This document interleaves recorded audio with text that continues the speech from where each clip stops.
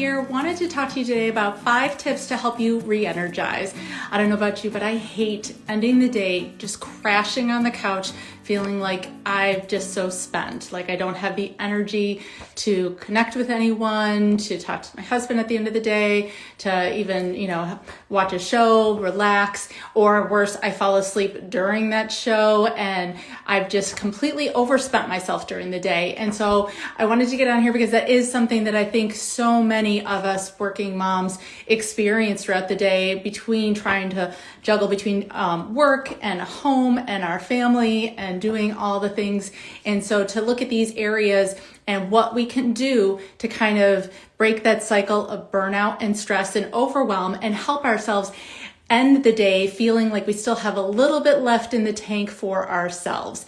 And so one of the things to talk about first is why we don't want to get to that point. Why do we want to re-energize? Because when you end up, or how you get to that point actually, because I think sometimes we don't even realize why we end up in that situation. We just think it's inevitable, it's a part of our day, we accept it as the norm, and that's not necessarily the case. But some of the things that might contribute to you feeling like at the end of the day you've overspent is maybe you've put too much on your to-do list. You've done too many things and you don't even realize that unfortunately, even though you feel like, well, they needed to get done or they were good and productive, it wasn't healthy for you. Sometimes that chronic stress, again, can have some long-term effects that we want to watch out for.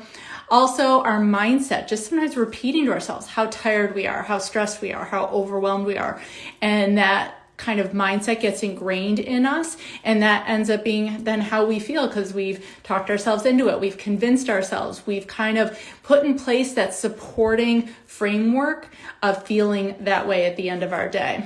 Also, if we're trying to multitask, we end up losing focus, we're less productive. And so again, we're contributing to that feeling of being drained and pulled in too many directions because we're trying to do 2 things at once, and that's not necessarily what we're meant to do.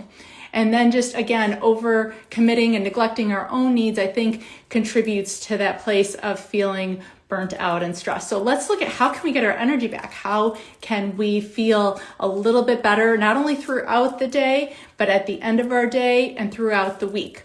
And so the first tip has to do with healthy eating, being conscious of what we're putting in ourselves, our families, what we're going to eat, because stress depletes nutrients. It wears us down way, way more than just having a relaxing day. And so making sure we're very conscious and intentional with what we're eating to help replace those nutrients, as well as trying to stay away from maybe some sugary and processed foods that are then going to lead to a spike and a crash, is going to help us maintain a more consistent energy level throughout the day.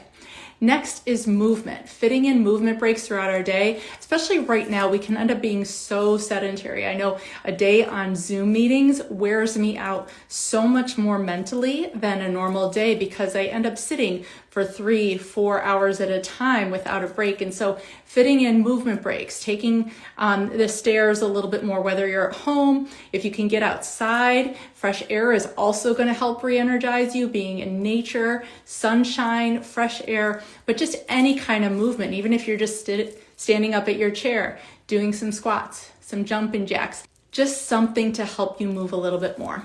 Next, having boundaries. Boundaries around your time, helping you prioritize what is going to happen so that you don't just keep adding and adding and adding, saying no to some things and having some realistic expectations. And then that's going to help you stay within those boundaries so that you are not overcommitting to too much throughout your day.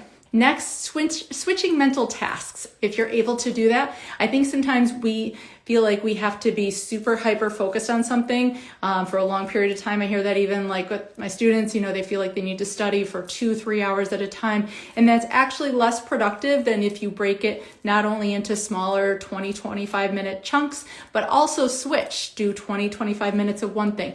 Switch and do a different mental task. You're going to have increased focus. You're going to have increased kind of clarity in what you're doing, and you're going to strengthen some of those neural pathways by keeping your brain kind of constantly up and active and moving. So switch your mental tasks if you're able to.